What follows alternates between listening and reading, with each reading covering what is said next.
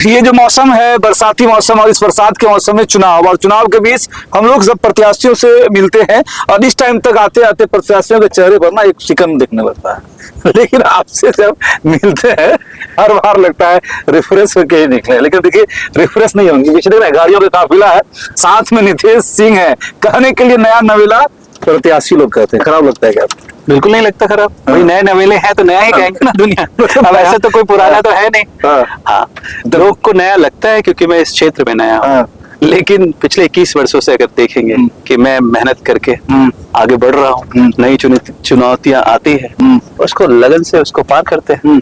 तो ये भी एक नया लाइफ में अपॉर्चुनिटीज भी और चुनौती भी। अपॉर्चुनिटी सोचना और करना दोनों अलग बात होती है। जब आप ठान लेते हैं तो उसके लिए मेहनत और लगन चाहिए होता है। अच्छा, प्रत्याशी चुनाव मैदान में आते हैं ना, लोग उनके बारे में बातचीत करने लगते हैं, बहुत सारी चीजों की बातें करते हैं, जात के बारे में बात करते हैं, पुराने काम क्या कर रहे थे उसके बारे में बातचीत करते हैं। भैया पहले क्या कर रहे थे, अब तुम्हारे बीच आ गए हैं, बात कर रहे हैं गरीब की, आम आवाम की, पार्टी ने आपको भेज दिया है। लोग भी जानना चाहते हैं पहले क्या करते थे। देखिए, आपको मैं 2000 से पहले का बिहार जो मैंने देखा वो बताता हूँ। मैं कप्तान पारा, खुशकी बाग एक छोटा सा मोहल्ला है, बंगाली मोहल्ला, वहाँ पला बड़ा। 10th की पढ़ाई जवाहरलाल नेहरू गुलाब बाग एक हाई स्कूल जिसमें मैं 10th तक वहाँ पढ़ाई की। उस समय इंटरमीडिएट करने के लिए आपको पूर्णिया आना होता था, और मुझे याद है वो दौर, क्योंकि जब मैंने ISC फर्स्ट ईयर में था तो फिजिक्स, केमिस्ट्री और मैथ पढ़ने के लिए मुझे 3 अलग अलग टीचरों के पास जाना होता था। हमारे पास एक छोटी सी साइकिल थी, और कप्तान पारा से प्रोफेसर कॉलोनी, पूर्णिया कोर्ट में हमारे एक टीचर थे, कोसी कॉलोनी में एक टीचर थे। इन तीनों जगह मैं जाता था सुबह, और 3 टाइम कई बार जाना पड़ा टाइम के अनुसार। और सूर्यास्त होने के बाद ऐसे लगता था कि किसी तरह इमली गाछ पार कर ले, कप्तान पुल पार कर ले, और हनुमान चालीसा पढ़ते हुए वो भागते हुए गड्ढे में साइकिल को टक टक, कम से कम को लगता है 2-3 बार गिर भी गए होंगे, पहुंचते थे। तो एक आतंक का दौर था, एक आतंक के साये में हम लोगों का बचपन भी था।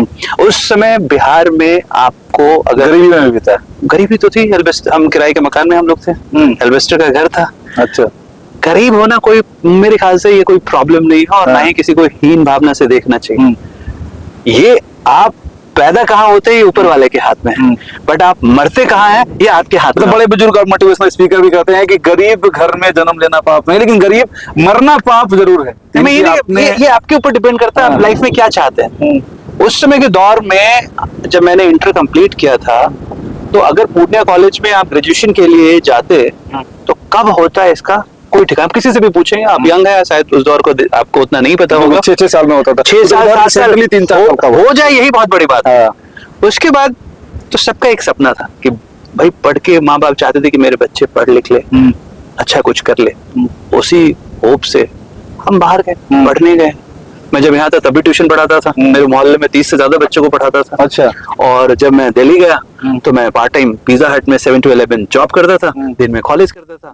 सेकंड ईयर में मैंने अपना स्टार्टअप शुरू किया। प्रभु की कृपा, महादेव की कृपा रही, मेहनत की, जितोर मेहनत की। 19 साल 6 महीने की उम्र में मैंने पहला स्टार्टअप शुरू किया। डिलीवरी बॉय, पिज्जा हट में सर्विस बॉय में, सर्विस बॉय। पिज्जा हट का 4 पार्ट होता है। एक फ्रंट जो आप देखते हैं, जिसको देसी भाषा में यहाँ बैरा भी बोलते थे, वेटर भी बोलते हैं, इसको सर्विस, प्लेट लेकर जाना। कोई काम छोटा थोड़ी ना होता है। जब पिज्जा हट ने मुझे जीवन में सबसे पहला चीज सिखाया सर्व करना, नहीं, आपके अंदर का जो एक झूठा ईगो होता है, ये काम छोटा है, ये काम बड़ा है, ये पहली बार पिज्जा हट ने सिखाया। काम छोटा नहीं होता, काम आप कैसे करते हैं और उसमें कितना अच्छा करते हैं इसके ऊपर डिपेंड करता है। और मैं आपको बताऊं, मैं employee of the month 2nd month में बन गया था। अच्छा जी, यानी कि आप मेहनत करेंगे किसी भी क्षेत्र में तो आगे बढ़ सकते हैं। जब मैंने स्टार्टअप शुरू किया, रात दिन काम की, आगे बढ़ा। 2010 और 5 के बीच में बिहार 3 बार आया था। तो जब मैं आया था तो मैंने पहली बार बिहार में बदलाव देखा। मैंने देखा कि बिजली आ रही, उस समय 12-14 घंटे आते थे, पहले तो वो भी नहीं आता था। रोड NH जो आप देख रहे हैं वो बन चुका था, तो बागडोगरा से मैं आया था, तो मैंने देखा बिहार बदल रहा है। मुझे याद है 2008 में मेरी माँ जब दिल्ली हमसे मिलने आया करती थी, तो उन्होंने एक ही बात बोला बड़े इशारे में कि बेटा, माँ बाप बच्चों को बड़े प्यार से पढ़ाता है, जब बच्चा पढ़ लिख लेता है तो भूल जाता है। किसी के बारे में वो उदाहरण के तौर में समझा रही थी मुझे, जो आमतौर पर होता है गांव समाज में। तो मुझे लगा कि कहीं ना कहीं माँ के अंदर ये फीलिंग है। दूसरा, जब मैं बाहर था किसी कार्य के सिलसिले में, तो मेरे एक दोस्त केरला के थे, और दुबई में हम लोग बातचीत कर रहे थे, तो उन्होंने बोला कि मैं अगले साल केरला सेटल होऊंगा। तो मैंने देखा यार ये व्यक्ति इतना वेल सेटल्ड है, केरला क्यों सेटल होना चाहता है? केरला वैसे बहुत ही वेल डेवलप्ड एजुकेटेड एरिया है। तो मैंने ऐसे ही पूछा, बट उसने बोला कि मैं वहाँ के सरकारी इंजीनियरिंग कॉलेज में पढ़ा, तो मेरा एक कर्ज बनता है कि मैंने जीवन में जो सीखा वहां के लिए भी कंट्रीब्यूट करूं। ये जरूरी नहीं है कि आप नेता बन के ही समाज में अपना कंट्रीब्यूशन दें, आप अच्छे एक व्यापारी बन के, अच्छे शिक्षक बन के, आप जिस क्षेत्र में उसमें जब उस एरिया में काम करते हैं तो उस क्षेत्र का विकास उससे होता है। मुझे वो दो बात, माता जी की वो बात और वो दोस्त की वो बात, मुझे लगा यार बात तो सही कह रहा है। मैं उस समय उस दौर में कई बार बाहर सेटल होने का सोच रहा था, अपॉर्चुनिटी बहुत सारे आ रहे थे, तो मुझे लगा नहीं, एक बार अपने एरिया में कुछ करना चाहिए। और इस आशा से मैं 2009 के बाद ट्राई किया, और शुरुआत के 5-6 साल बिल्कुल समझ में नहीं आए, फेल हो गया, लोगों की तरह तरह की बातें। तो मुझे जब लाइफ में कोई चैलेंज मिलता है तो मैं अंदर से एक जुनून आता है कि इसको करके दिखाना है। तो मैंने बातों में मैं बिलीव नहीं करता, आपको पता है जो मेरा कार्य है उस क्षेत्र में भी मैं मार्केटिंग नहीं करता। तो मार्केटिंग इसलिए नहीं करता कि मुझे लगता है कि आप मेहनत अच्छा करे और प्रोडक्ट अच्छा बनाए तो पब्लिक इसको रिस्पेक्ट करती है, बाई करती है। तो ये मेरा अपना तो शुरुआत से इंटेंशन रहा कि क्वालिटी चीजों को प्रमोट करना है, क्वालिटी। मैं आप जिस क्षेत्र में ईमानदारी से वो चीज डिलीवर करें, अगर आप एक बोतल पानी किसी को बेचते हैं ना, तो वो पानी उसको अच्छा मिलना चाहिए, मेरा ये मानना है। अगर आपने ये रख लिया, अब रही बात ये चुनावी दौर और चुनाव पे आ जाते हैं, जब मेरे पास ये अपॉर्चुनिटी आया तो मन में ऐसे बहुत सारी चीजें आती थी कि भाई क्या वाकई में इस क्षेत्र में काम करना चाहिए, क्योंकि चैलेंजेस बहुत है, बहुत मेहनत करना होता है, किसी नेता को क्रिटिसाइज करना बड़ा आसान होता है। तो मेरे एक दोस्त, मैं उनका नाम नहीं बोलूंगा, उन्होंने बोला कि आप क्रिटिसाइज अच्छा करते हैं, नेता की कमियां अच्छा निकालते हैं, क्यों ना आप तो सामर्थ्यवान हैं, आपको तो कोई दिक्कत नहीं होना चाहिए, तो एक बार आप ट्राई करें, पॉलिटिक्स ज्वाइन किया जाए। ठीक है, आप ट्राई करके कुछ करके दिखाएं। तो मैंने ये लक्ष्य लिया है, उनकी वो बात को ध्यान में रखा है, और मैंने ये भी सोचा है कि कोशिश तो करनी चाहिए, बातें करने से तो नहीं होगा। जब ये अपॉर्चुनिटी आया कि भाई कस्बा से लड़ने का, तो मैंने बोला 2 घंटे का मैंने समय लिया और मैंने डिसाइड किया कि करते हैं। अब ये चैलेंज लिया, शुरुआत के 2 दिन मेरे लिए बहुत नया था, थोड़ा नर्वस भी था, बट अगर आज पूछेंगे 15 दिन हो गए और जो मैंने कस्बा को देखा है, तो कई जगह तो मेरे रोंगटे खड़े हो गए कि एनडीए ने 2005 से 2025 के बीच जो बिहार में बदलाव विकास का हुआ है, वो कहीं ना कहीं 15 वर्षों से कस्बा की गलियों में रुका हुआ है। अब कारण क्या है? इसलिए अब एक तो होता है डबल इंजन, लोग सुनते थे डबल इंजन का डबल, इसलिए आपसे ट्रिपल इंजन बोलते हैं। मैंने इसलिए बोला, आप समझिए कि जब आप अपना प्रधानमंत्री चुनते हैं और जो कि जी तोड़ मेहनत करके देश का परचम पूरे विश्व में लहराते हैं, हमारे मुख्यमंत्री साहब पिछले 20 वर्षों से बिहार और बिहारी जो एक बाहर में लोगों को हीन भावना से देखते हैं, आज वो प्राउड फील करते हैं। आपके पास एयरपोर्ट है, लोग अब लैंड कर रहे हैं और बिहार को दूसरे दृष्टिकोण से देखते हैं, राइट? बिहार एक विकसित राज्य होने की श्रेणी में जा रहा है। तो ऐसे में कस्बा में पिछले 15 वर्षों से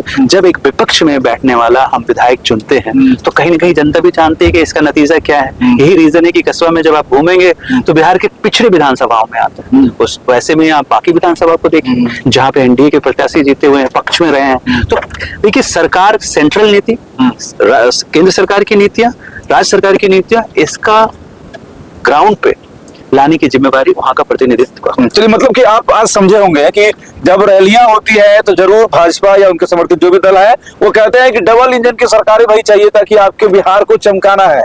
लेकिन अब नीतीश सिंह क्यों जरूरी है कस्बा में, वो आपको समझना पड़ेगा, क्योंकि सरकार तो ऑलरेडी है भाजपा के देश में। सरकार तो शायद, मतलब आप भी कॉन्फिडेंट है कि 2025 में सरकार एनडीए की ही बनेगी।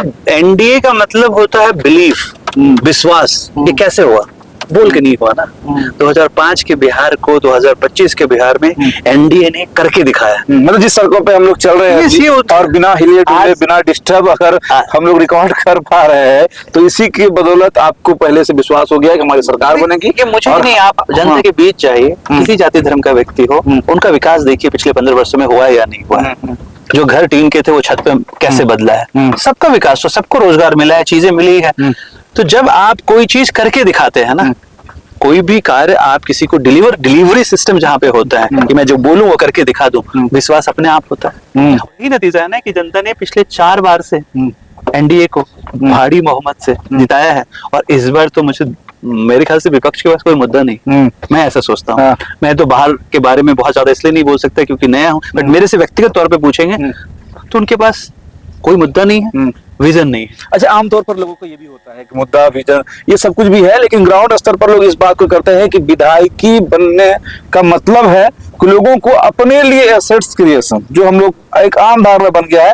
और जब लोग व्यापारी ही बोलते हैं, चलिए इस बात पर भी सवाल हो ही जाए, मुझे नहीं लगता है, या आप खुद ही बता देंगे, लोग भी समझ जाएंगे, क्या एक विधायकी से आपका एसेट्स क्रिएट हो सकता है? क्योंकि जिस गाड़ियों पर आप घूम रहे हैं, जिस बार मैं अभी बाइक पे हूँ, गाड़ी में जाऊँ, फिर सोचा ये गाड़ी नहीं, थोड़ी बड़ी गाड़ी हो, थोड़ा बड़ा घर हो, जो सपने हम लोगों को मोटिवेट करते हैं काम करने के लिए। तो ये पिछले 21 वर्षों में मैंने मेहनत करके, मुझे लगता है मैंने मेरी कल्पना से ज्यादा मैंने अचीव किया है। पर्सनल लेवल पर जो होना चाहिए, व्यक्तिगत तौर पे जो मैं अपनी बात करता हूँ, वो मैंने अचीव किया है। अब बात आती है कि जिस क्षेत्र में मैं जाना चाहता हूँ, देखिए एक छोटी सी बात है, अगर आपका पेट भूखा होगा तो आप खाना ढूंढेंगे ना।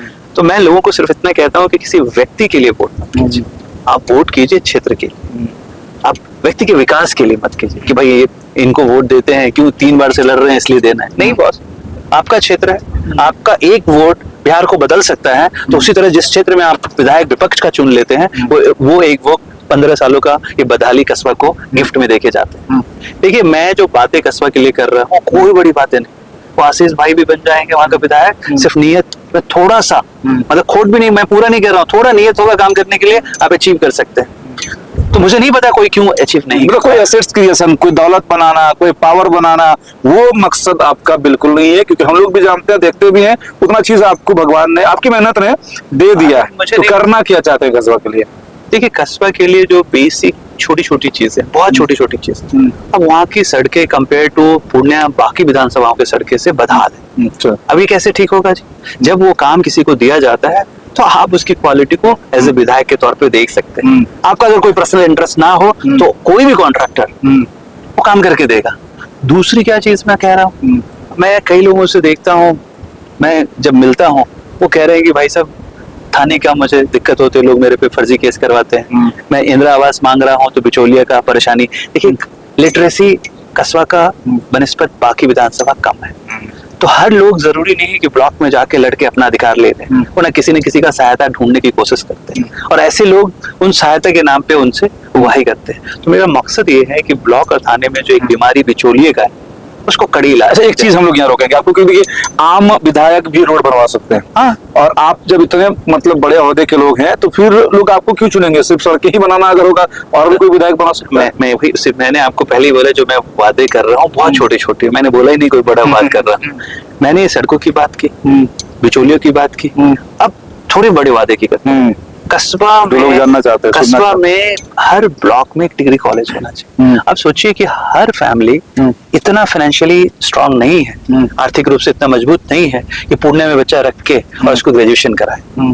तो आप जब ब्लॉक वाइज डिग्री कॉलेज बनवाते हैं, और ऐसे नहीं कि सरकार की नीति नहीं है, बहुत सारी सरकार की योजनाएं और नीति है, थोड़ा फॉलो अप करना पड़ता है। तो मेरा दूसरा जो इम्पोर्टेंट, डिग्री कॉलेज होना चाहिए, वहाँ बच्चा करेगा के एरिया में, उनको भी एक मजबूती मिलेगी और वो आगे बढ़ेंगे। उसके बाद कस्बा एक अनुमंडल होना चाहिए, अनुमंडल होने से आपको अपना एसडीओ मिलता है। बहुत छोटी छोटी समस्याएं हैं, और इसको मैं सच पूछिए कोई भी विधायक कर सकता है। तो मैं छोटे वादे करके डिलीवर करके पहले विश्वास जमाना चाहता हूँ। मेरा ऐसा मानना है आपसे बड़ा मैं उस पर आता हूँ। देखिए जो बड़ी बातें नहीं की जाती, बड़े काम किए जाते। आप बड़ा आदमी है ना, तो आपसे बड़ा आदमी बड़ा नहीं होता, काम बड़ा बनता है। विधानसभा मतलब लोकसभा का क्षेत्र बनारस है, वो कहीं हम सड़क बनाएंगे। अब आप बड़ा आप एक बात सोचिए, आप एक नए बैट्समैन के तौर पे टीम में आते हैं और आप जाके बोले जी मैं डबल सेंचुरी मारूंगा। इरादे तो सबके होते हैं ना मारने का। मैं कोई आदमी बड़ा नहीं होता, उसका काम उसको बड़ा बनाता है। अब कस्बा में क्या पोटेंशियल है मैं वो आपको बता दूं।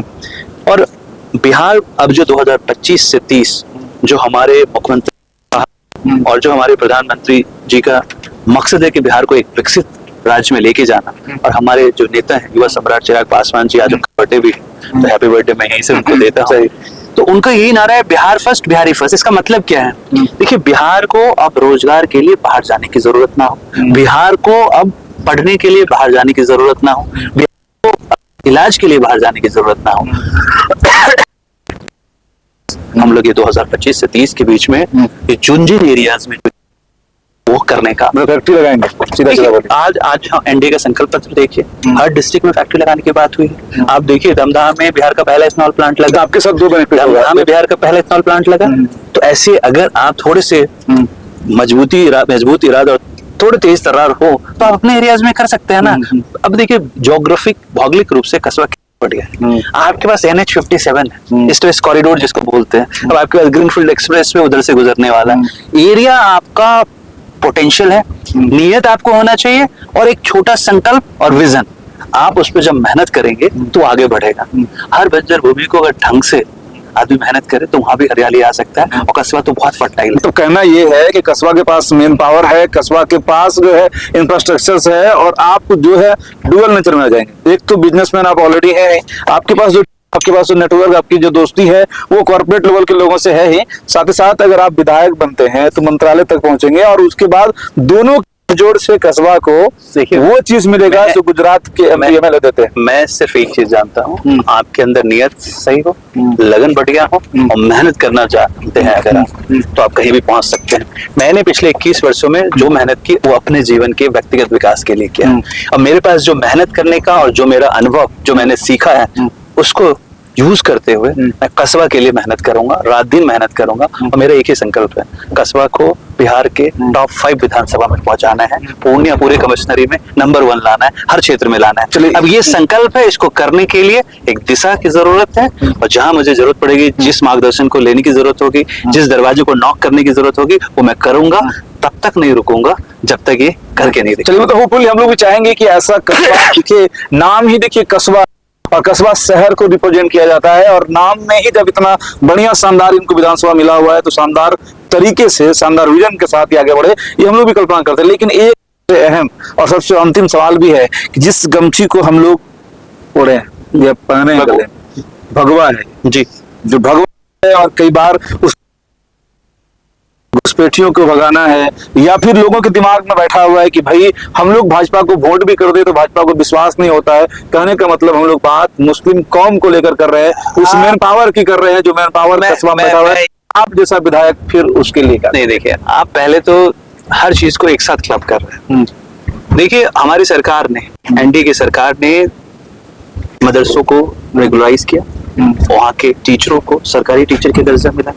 तो ये तो जात धर्म के नाम पे नहीं हुआ, जरूरत थी, सरकार को लगा कि इससे मदरसे मजबूत होंगे, वहाँ जो बच्चे पढ़ रहे हैं वो आगे बढ़ेंगे। सरकार ने 8,000 से ज्यादा जो करी है, डेटा फिर भी चेक कर लेंगे, कब्रिस्तानों को फेंसिंग की। तो ये तो जात धर्म देख के नहीं किया गया, जरूरत थी, की गई। अब आप कह रहे हैं घुसपैठियां, घुसपैठियां आपका मतलब क्या होता है? हम नहीं कहते, नेता कहता है। नहीं, घुसपैठ नेता जो कहता है मैं उसी की बात कर रहा हूँ ना, मैं समझ बांग्लादेश से आ गया है। अरे अच्छा, एक आप सोचिए, आप किसी भी देश में बिना वीजा के जाते हैं, आपको डिपोर्ट कर दिया जाता है। अभी देखिए ना अमेरिका से कैसे, दूसरा मुसलमान, ये वाला मुसलमान नहीं है। आप फिर इसको मुसलमान से क्यों जोड़ रहे हैं? हिंदू भी हो सकता है। आप जब बाहर जाएंगे, किसी भी देश में जाएंगे, बिना वीजा मतलब बिना लीगल एंट्री जाते हैं, उसको वहां का घुसपैठिया बोलते हैं। हमारे क्या है ना, हम नैरेटिव सेट करते हैं कि मुसलमान को भगा। भैया घुसपैठिया की अगर की बात हो रही, आपके घर में मैं जाके जबरदस्ती घुस जाऊं बिना आपकी सहमति से, आप क्या करेंगे? ये लोग नहीं ना भागेंगे। छोटा सा अरे भाई, जो यहाँ का है उसको, वो यहाँ का है, हिंदुस्तान में पैदा होने वाला, हिंदुस्तान में रहने वाला व्यक्ति जो हिंदुस्तान का लीगल नागरिक है, वो हिंदुस्तानी है। मुसलमानों से डर नहीं ना है। अरे भैया आप सब बोल देता है भाजपा वाला, कई सारा ये नैरेटिव बोल देते ना, क्योंकि कस्बा में समझिए। आप जब कोई दुकान, मैं तो व्यापारी, आप बोल रहे ना, जब दुकान खोल के रहते हैं तो उसमें आप देखते हैं कि उसमें कौन खाने आ रहा है। अगर ऐसा कहीं देखिए किसी भी दुकान में बैर कैसे हो सकता है? एक व्यापारी को जीवन में किसी व्यक्ति से बैर नहीं हो सकता। और दूसरी चीज, ये जो हम नरेटिव या परसेप्शन जो लोग बनाते हैं, वो हमारे मुसलमान भाइयों या बाकी को जस्ट अपने फेवर में लाके, अभी रोड जा रहे, किसी से पूछ के जा रहे हैं कि किसके घर से निकलेगी, जोड़ते हैं। बिजली हर घर में गया ना, अनाज हर घर में मिल रहा है ना, 125 यूनिट जो बिजली फ्री है सबको मिल रहा है। जो 25 लाख महिलाओं को 10,000 रुपए गए हैं, उसमें क्या मुस्लिम महिलाएं नहीं?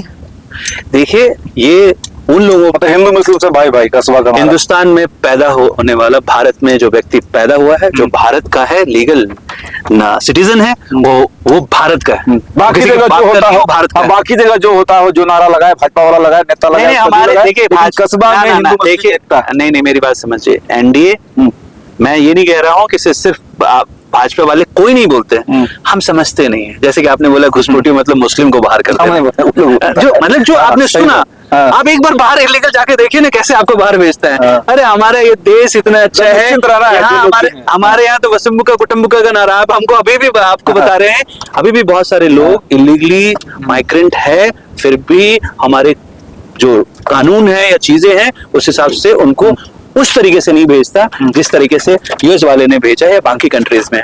देखिए कहीं भी किसी भी जगह में लीगल सिटीजन्स होना जरूरी है, क्योंकि जो टैक्स पेयर है वो यहाँ की जनता होती है, तो टैक्स के पैसे से ही सरकार चलती है। अच्छा एक चीज बताइए, आपका जो नेता है, सबसे बड़ा नेता चिराग पासवान, उसको दलित अपना भगवान मानता है, इसलिए मानता है, उसके पिताजी को उससे बड़ा भगवान मानते थे, क्योंकि दलित इस समाज में वो जाति है जो सबसे नीचे है, जो विकास के कई पैमाने से बहुत पीछे है, मुंह में बोली नहीं है, लोग कहते हैं पहनने के लिए कपड़ा नहीं है, पेट में अनाज नहीं होता है, और ये जो राजनीति है, कलर की राजनीति है, वो तो होती है। शायद नीला वाला से लोग देख के समझ जाते हैं कि भैया ये दलित की बात करता होगा, इसको देखने से बात हो जाता है कि हिंदुत्व की बात करता होगा, हरा देखने से बात लग जाता है कि भैया मुसलमान की बात, जो है वही हम बता रहे हैं। लेकिन आपका झंडा को ध्यान से देखिए, ये हरा है, मुसलमान को रिप्रेजेंट करने वाला, इधर देखिए ये भगवा है, हिंदुत्व को रिप्रेजेंट करने वाला, ये ब्लू है संविधान को।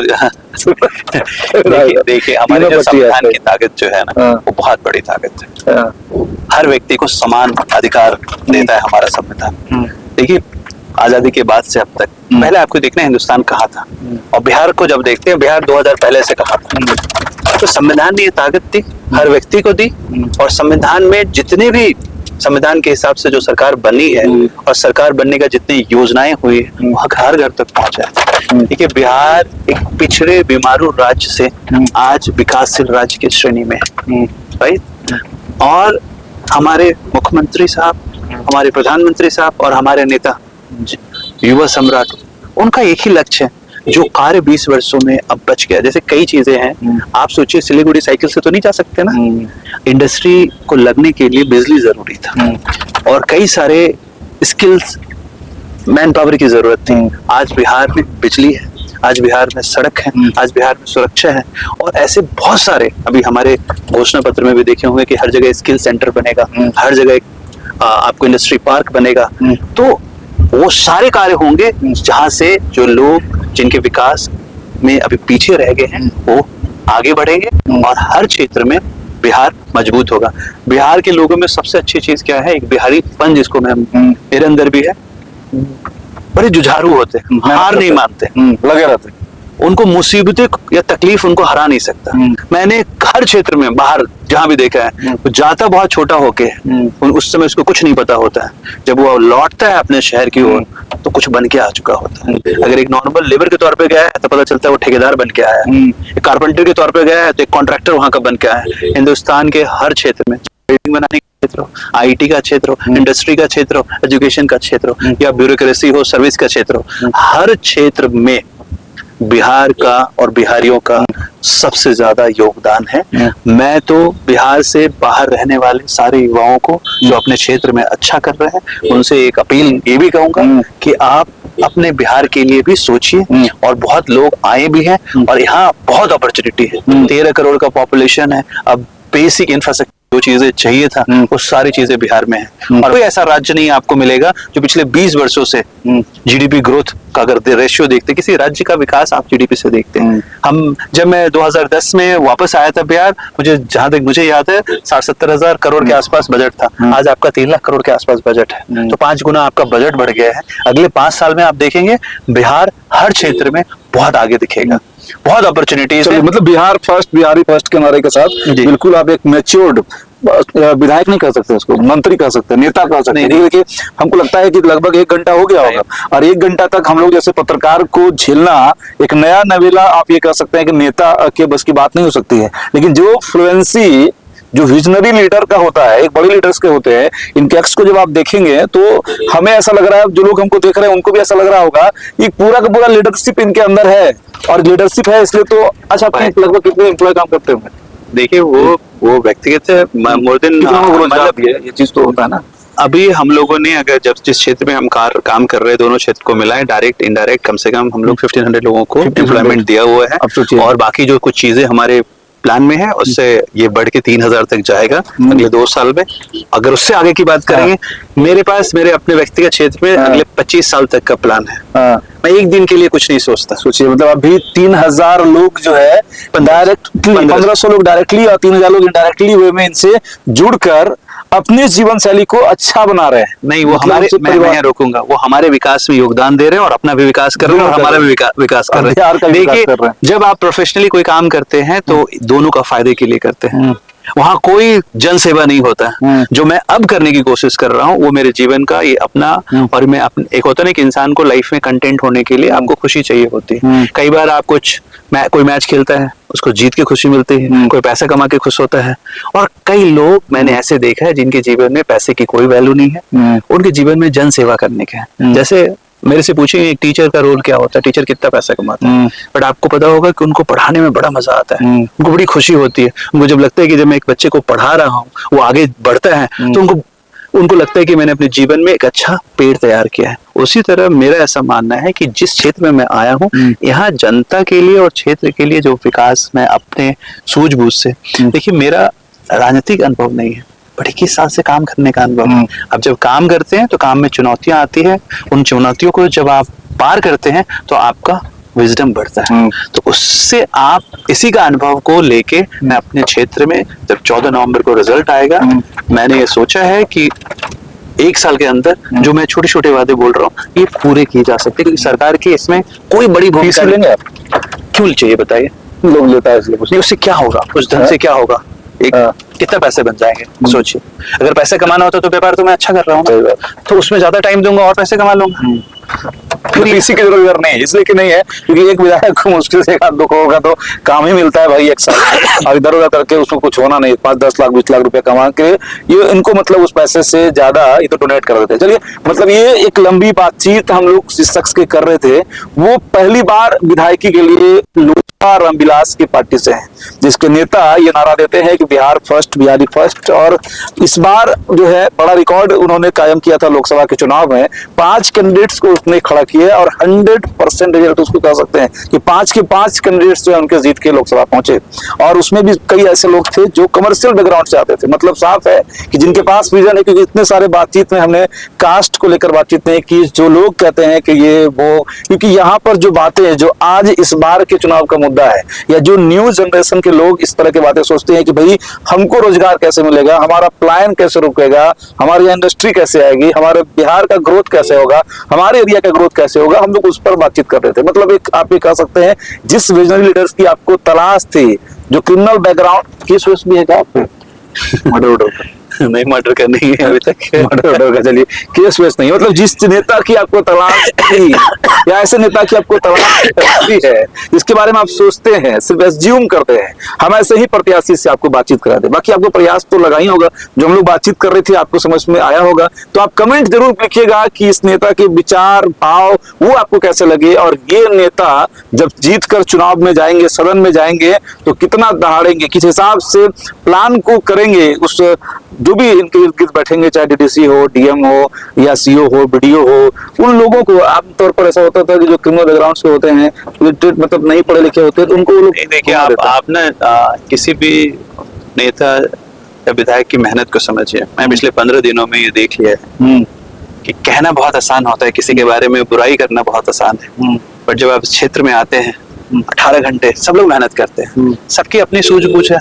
मैं किसी को बुरा बोल के अपने को अच्छा नहीं बना सकता।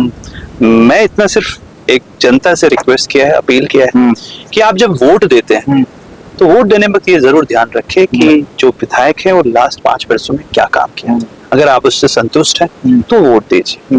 इतना जरूर भी हम कह सकते हैं ना, बड़ा इंटरेस्टिंग होगा, इसलिए वोट करिए। बाकी तो आपका अधिकार है, मतदान होता है, हम लोग ये अपील नहीं कर सकते, लेकिन ये जरूर कह सकते हैं कि बड़ा इंटरेस्टिंग होगा जब ऐसे विधायक उस सीओ की मीटिंग में बैठेंगे जो प्रखंडों में होता है, उस डीडीसी की बैठक में बैठेंगे जो जिला में होता है, और उस विधानसभा में अपने स्पीच को देंगे जिसका लाइव टेलीकास्ट होता है, जहाँ पर कई विधायक लड़ते उड़ते हैं। सबकी बात हम लोग नहीं कर सकते, लेकिन कई सारे अच्छे जो विजनरी लीडर्स हैं, ऐसा ही एक सोच के साथ हम लोग बात करते हैं, जिसका नाम नितेश सिंह था।